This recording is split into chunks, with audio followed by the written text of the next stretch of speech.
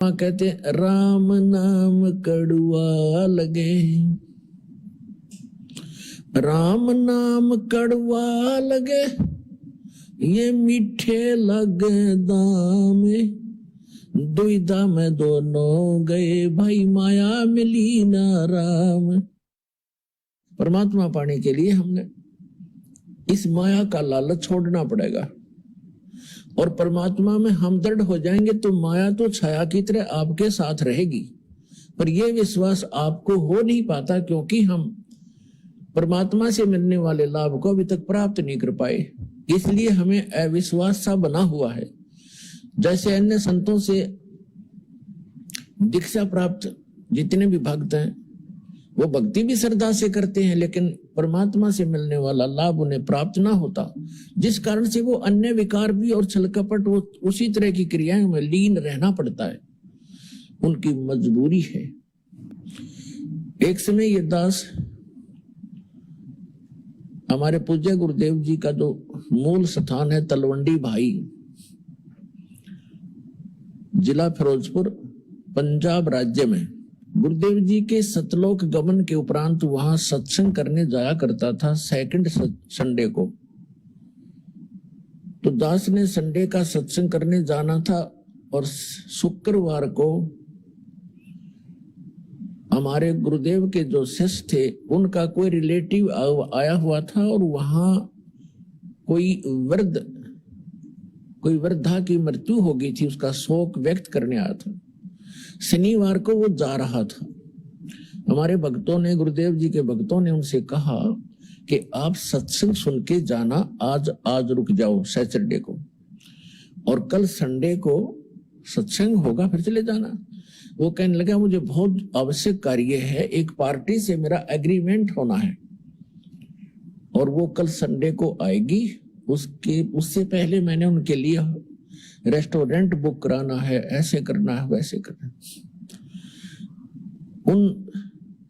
उनके रिश्तेदारों ने, जो भक्त हैं, उन्होंने बार बार उसे प्रार्थना की कि आप सत्संग सुनो, अब 12-1 तो बज ही गया है, कल रुक जाओ, कल सत्संग सुनना, 9 बजे से लेकर 11 बजे तक 2 घंटे सत्संग होगा। ये गर्मियों का मौसम था। उसने कहा कि नहीं, आपको नहीं मालूम, मुझे कल जो मेरा एग्रीमेंट होना है उसमें मुझे 5 लाख रुपए का बेनिफिट होगा। तो उन्होंने कहा कि आप सुबह निकल जाना, 4 बजे कल मीटिंग बता रहे हो संडे को, यहां से 11 बजे सत्संग समापन होगा, आप चले जाना। 12 बजे चलोगे तो भी 3 बजे पहुंच जाओगे, 4 बजे पहुंच जाओगे। कहने का भाव ये है कि उसने उनकी एक नहीं मानी और जैसे तैसे वो चला गया। वहां से चला गया, अंबाला के पास जाकर एक बजरी का भरा हुआ ट्रक खड़ा था, उसके पिछले व्हील निकाल रखे थे, कोई डिफेक्टिव हो जाने के कारण जैक लगा रखा था। अब उसने तो एग्रीमेंट दिखा था और 5 लाख रुपए दिखे थे, अंधा हो रहा था माया में। पूरा परिवार बैठा था, 4 सदस्य थे, एक बेटा, एक बेटी, उसकी पत्नी और वो स्वयं। वो मारुति कार थी, पूरी स्पीड से जा रहा था और वह करड़ाई आ रही थी उसकी, उस ट्रक के नीचे जाके टकराई वह Maruti car. At the spot तत्क्षण चारों के चारों मर गए, कचूमर निकल गया। अब चाट ले उस 5 लाख के बेनिफिट ने, सिर पर धर ले। परमात्मा हर बार कहते हैं तुम कहां मूर्ख बने बैठे हो, किस काम लगे हुए हो, जो काम तुमने करना था वो छेड़ा भी नहीं है। तो परमात्मा कहते हैं राम नाम कड़वा लग गए, ये मीठे लग गए दाम, और दुविधा में दोनों गए, माया मिली ना राम। जब सत्संग के लिए रुक जाता वो बोंदू तो वह करड़ाई टल दी, और वह कित भाग के जहां एग्रीमेंट वाले उन्हें भी तो जरूरत होती है। उसको 5 लाख का बेनिफिट है तो उनको 20 लाख का होगा, जब उसको 5 का देंगे वह तो भाग के जहां थे किता है। और तेरे मस्तिष्क में लिखा है तो मिलेगा, नहीं तो नहीं मिलेगा। तो पुण्यात्मा इस अध्यात्म ज्ञान से और परमात्मा की शरण में आने से फिर पल पल पे आपको सहारा मिलना शुरू हो जाएगा। फिर आपको दृढ़ विश्वास भी होगा और परमात्मा में आस्था आपकी दृढ़ होगी। प्रथम भगवान होगा बाद में संसारिक काम होगा।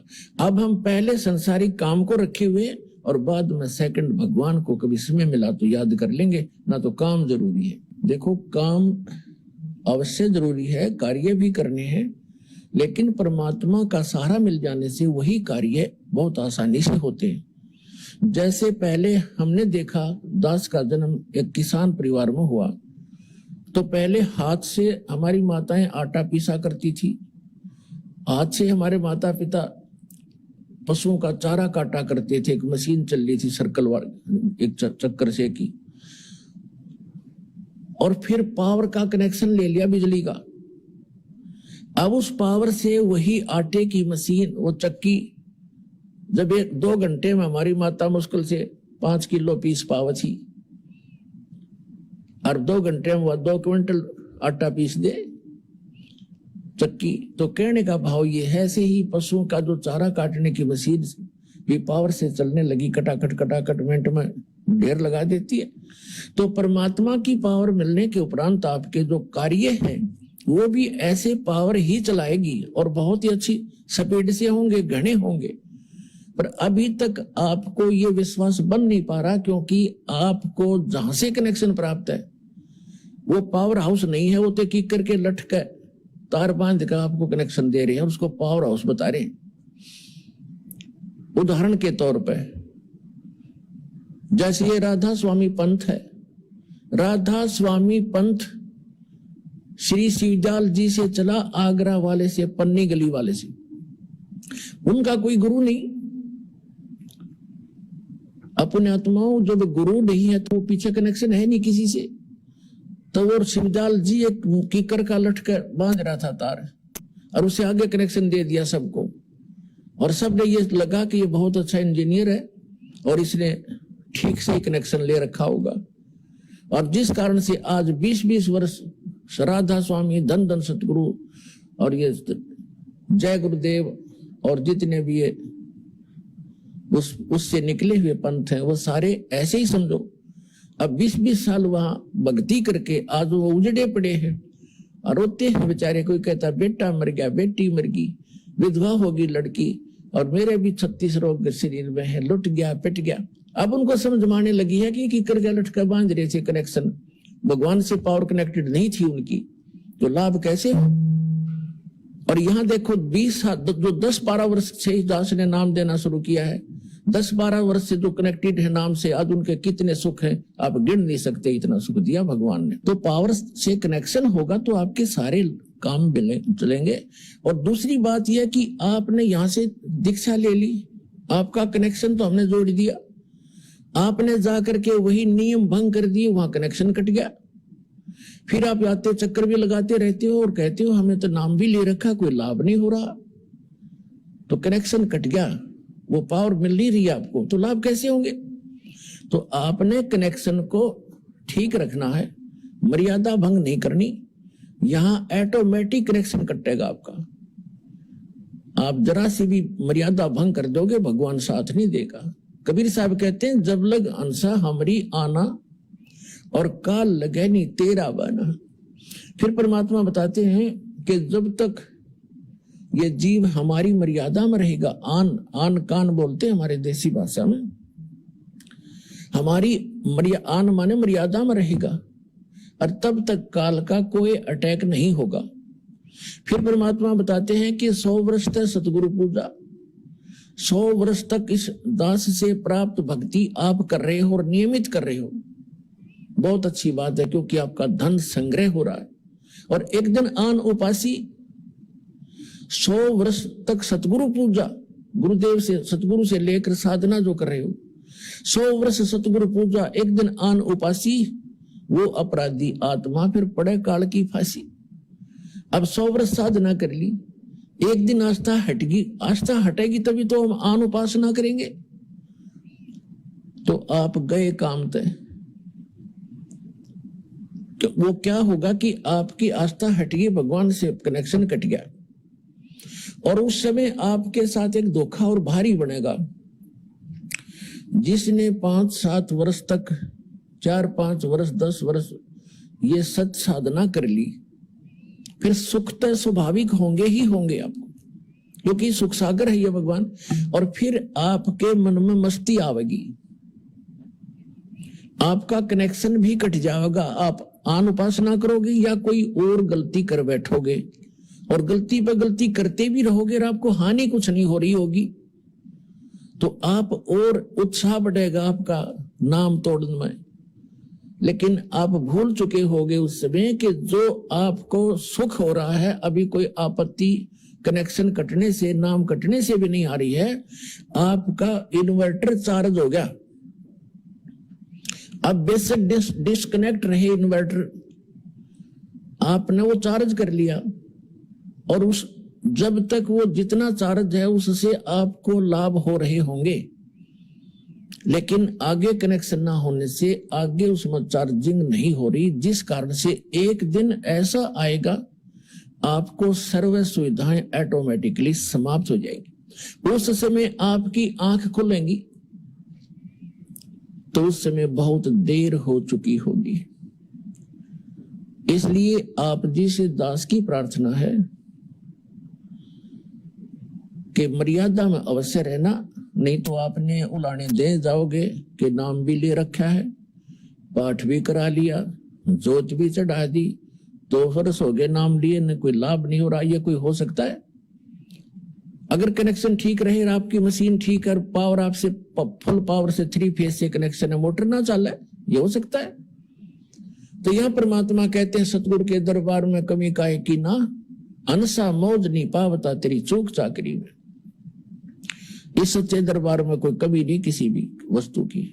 आपको मौज नहीं बख्श रहा भगवान, तो आपकी कोई सेवा में, आपकी पूजा में, आपकी कोई मर्यादा में चूक है,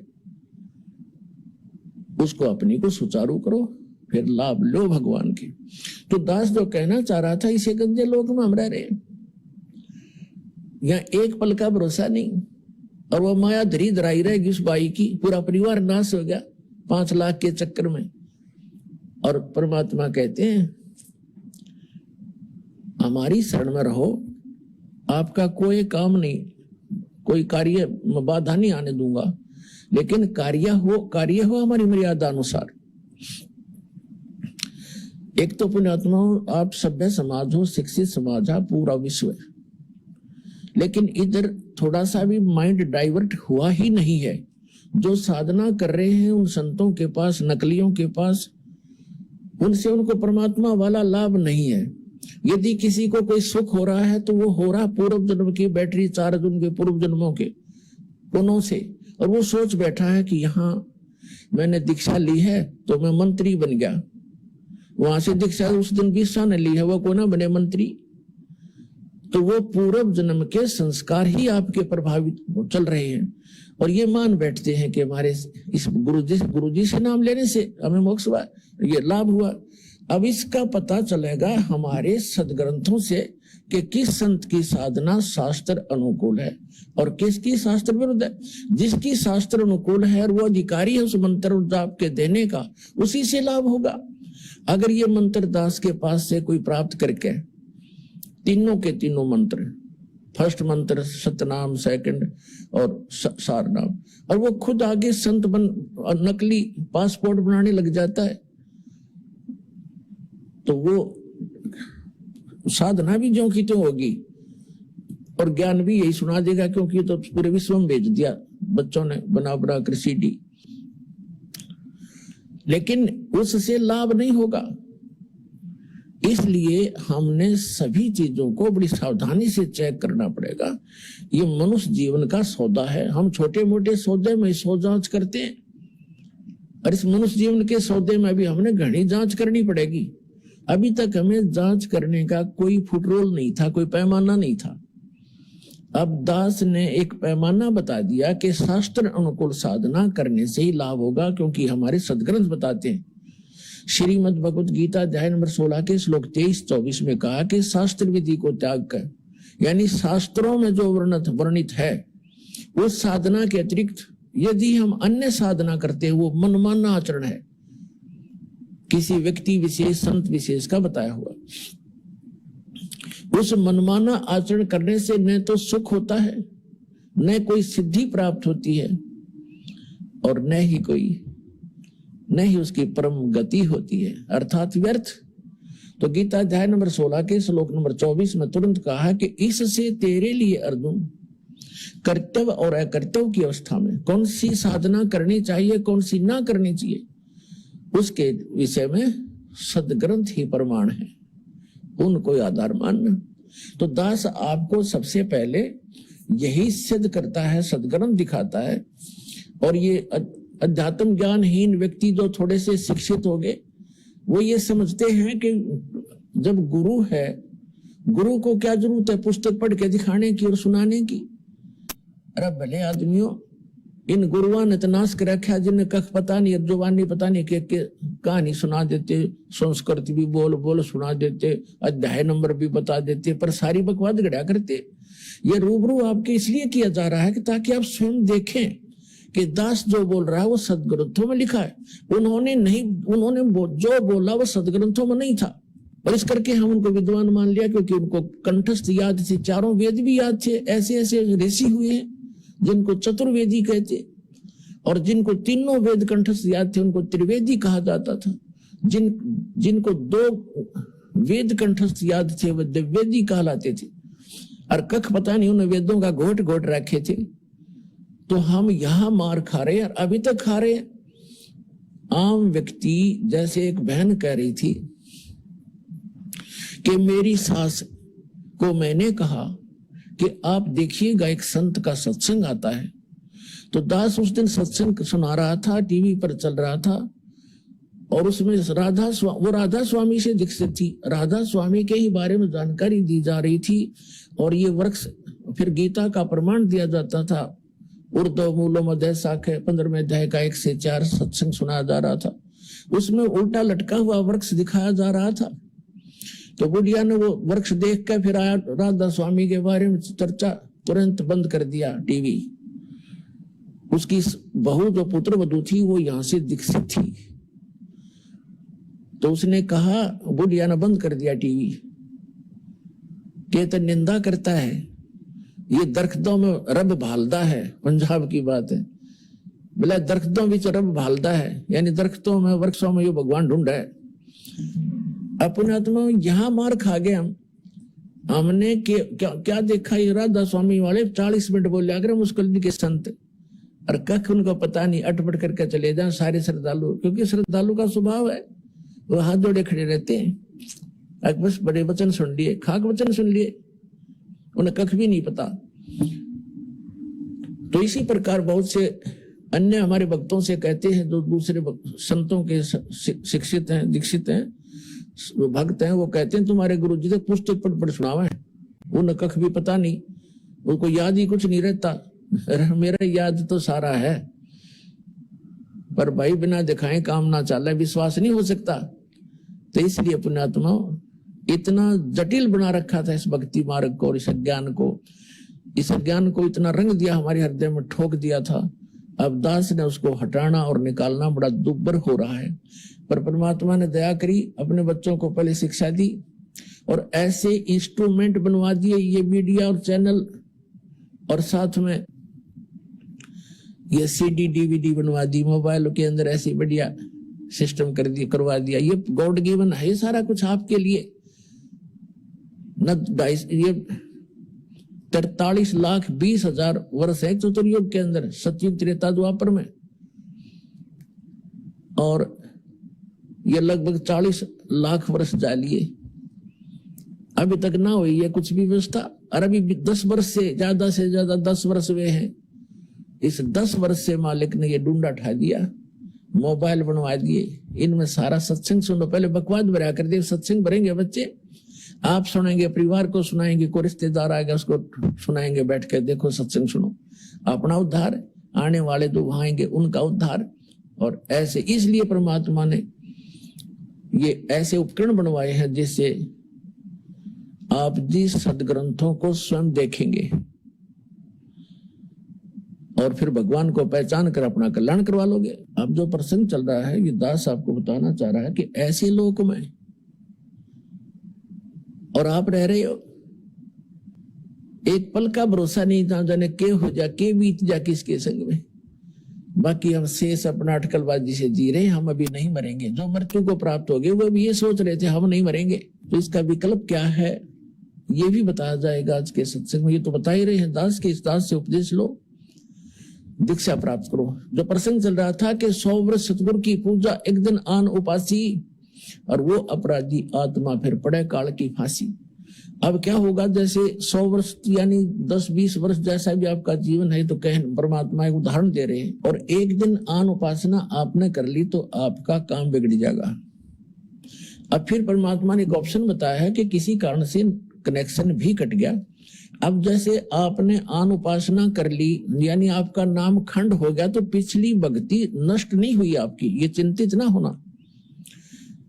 पिछली भक्ति उसकी नष्ट होती है जो गुरुद्रोही बन जाता है, यानी गुरु जी की निंदा करना शुरू कर देता है। यहाँ से दीक्षा छोड़ भी दी, नाम छोड़ भी दिया, और फिर वो निंदा करने लग जाता है, किसी भी कारण से यहाँ से विमुख होकर जाता है, तो गलती तो उसकी अपनी होती है। फिर वो कर्महीन इंसान गुरु के अंदर अवश्य सैकड़ों दोष बताता है, सुना लोगों को बताता है झूठे, तो वो गुरुद्रोही कहलाता है। तो उस गुरुद्रोही से तो बात भी करने में आपको हानि होगी।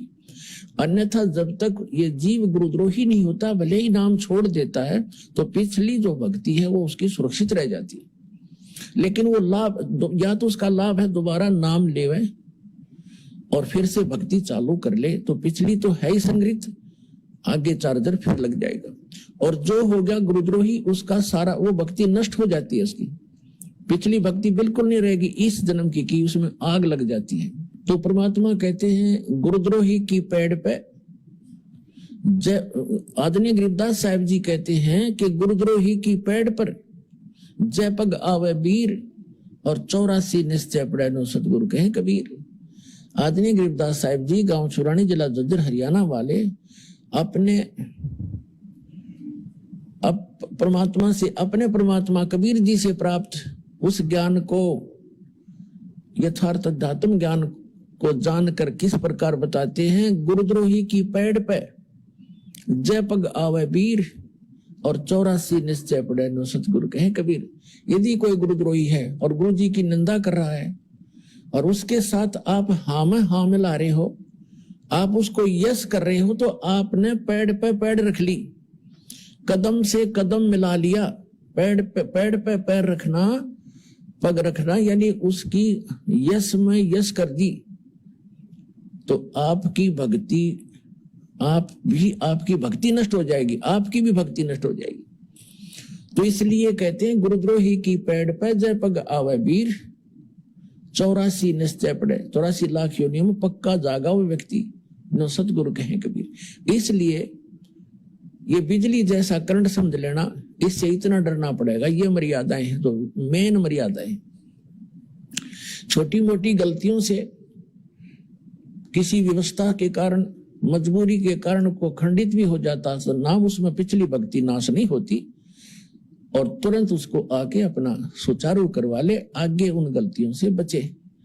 अब ये दास देख रहा है कि समाज भगत और जगत का सदा से ही बैर रहा है, विरोध रहा है, क्योंकि भगत ने जो क्रियाएं करनी होती हैं वो भक्ति को सुचारू रखने के लिए करनी पड़ती हैं, और समाज की क्रियाओं को करते हुए हम भक्ति पर नहीं चल सकते। इसलिए कुछ दिन समाज में विरोध भी होगा, पर नम्रता से पेश आना, झगड़ा ना करना, भगवान को साक्षी रखना, परमात्मा के सामने प्रार्थना करना कि मालिक इनको सद्बुद्धि दो जो हमारा विरोध कर रहे हैं। फिर एक दिन उनको भी आवश्यकता भगवान की, वो भी आएंगे, उन्होंने ज्ञान सुना नहीं है, इसलिए वो कई जगह आपने सुना है कि गांव में विरोध कर देते हैं, कुल के लोग भी विरोध कर देते हैं, खुद परिवार के सदस्य भी विरोध कर देते हैं। करने दो उनको, पर आप अपनी क्रिया को छोड़ना नहीं, भक्ति करते ही रहना। और किसी कारण से कोई मजबूरी व्यवस्था के कारण हो भी जाता है, तो परमात्मा से हृदय से माफी मांगना, अपनी व्यवस्था प्रकट करना दाता के सामने, और फिर दोबारा आकर के दीक्षा अपना कनेक्शन फिर से चालू करवा लेना यहाँ आकर के, फिर कोई हानि नहीं होगी। तो यहाँ परमात्मा कहते हैं कि गुरुद्रोही की पेड़ पे, पेड़ माने उसके पैर के चिन्ह पर, जहां से वो गुजरा है, एक तो पैड होती है जैसे गुरुद्रोही जा रहा हो और उसके पीछे आप जा रहे हो, ये नहीं कि उसके कदम पर कदम रखेगा उसके चिन्ह पर, ऐसा नहीं।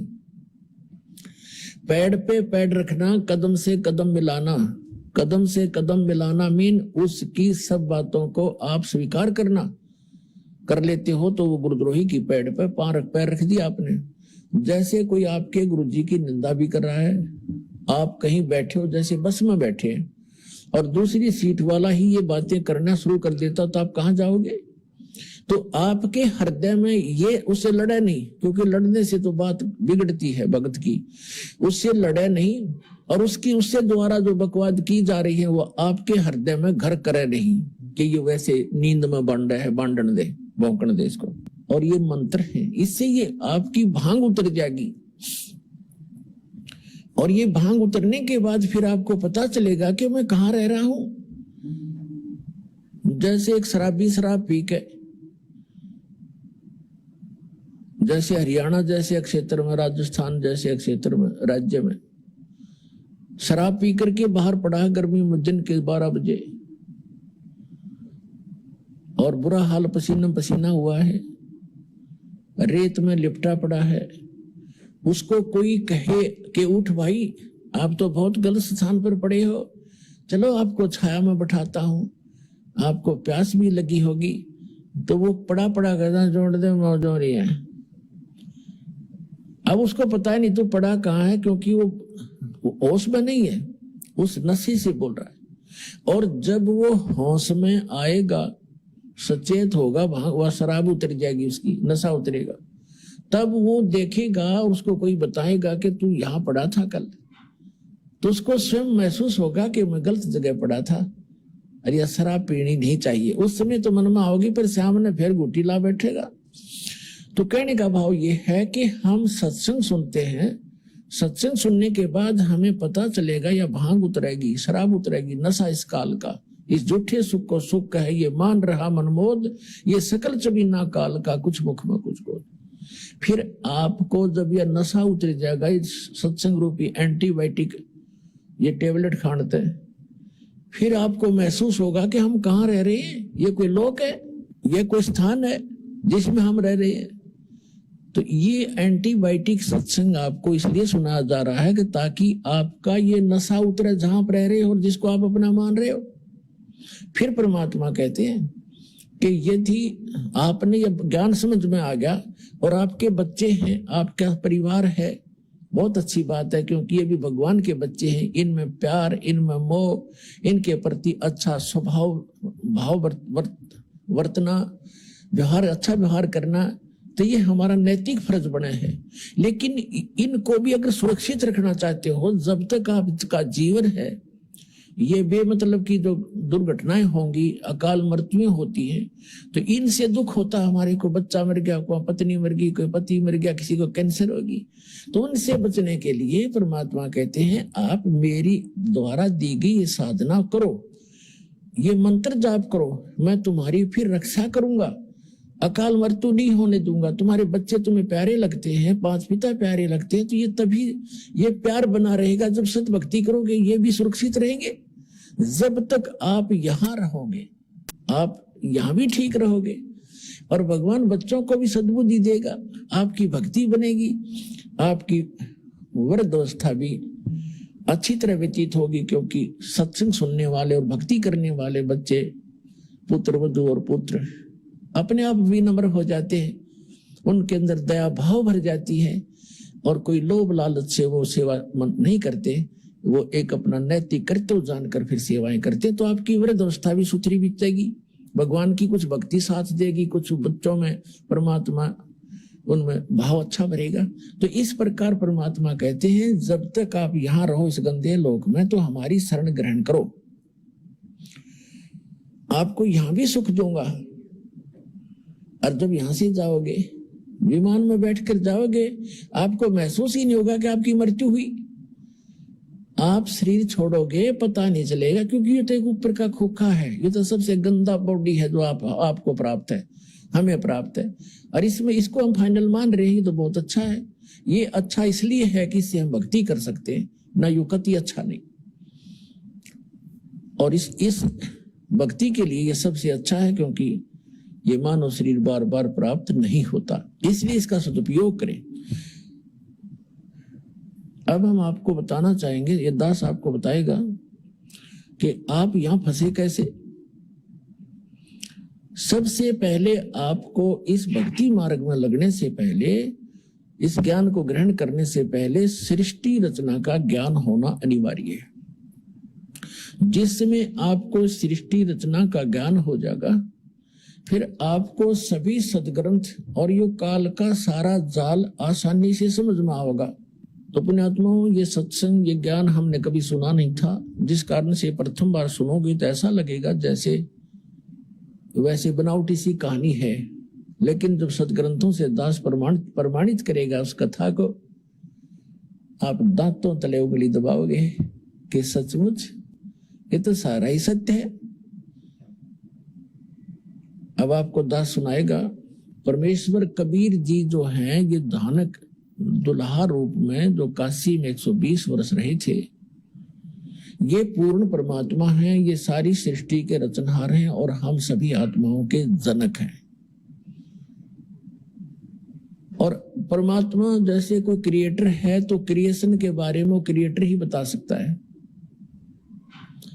अपने द्वारा रची हुई सृष्टि को रचने वाला ही बता सकता है। इसलिए अभी तक ये सृष्टि रचना का ज्ञान किसी को नहीं था, ना श्री ब्रह्मा को, ना श्री विष्णु को, ना शिव को।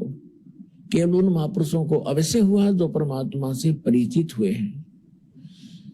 जिनमें से कौन कौन है? आदरणीय धर्मदास साहिब जी, आदरणीय मुल्कदास साहिब जी, आदरणीय नानक साहिब जी, आदरणीय दादू साहिब जी, आदरणीय गरीबदास साहिब जी, गांव छुरानी, जिला झज्जर, हरियाणा वाले, और आदरणीय गीसा दास साहिब जी, गांव खेकड़ा, पहले जिला मेरठ था, बागपत बन गया बताते हैं, जैसा भी, उत्तर प्रदेश वाले। इन महापुरुषों और आदरणीय स्वामी रामानंद जी, काशी बनारस वाले, इनको परमात्मा सीधे मिले और सचखंड दिखाया, ऊपर का सतलोक जहां वो परमात्मा रहते हैं, और उनको फिर वापस छोड़ा, अपने गवाह बना के अपने साक्षी बनाए। उन महापुरुषों को ये ज्ञान था, लेकिन उनकी वाणी में इतना डिटेल नहीं बनाया उन्होंने। क्यों? उनको मालूम था कि भगवान ने जो ज्ञान दे ही रखा है तो बार बार उसको बताने का कोई औचित्य नहीं रह जाता। तो परमेश्वर कबीर जी ने अपने द्वारा रची हुई सृष्टि को कैसे बताया है कि पहले केवल परमात्मा कबीर जी थे अकेले, और वो एक कमल के ऊपर विराजमान थे। उसके बाद उन्होंने नीचे के सभी, सबसे पहले उन्होंने अकैलोक, अनामी लोक की रचना की। आउनुहोस् अब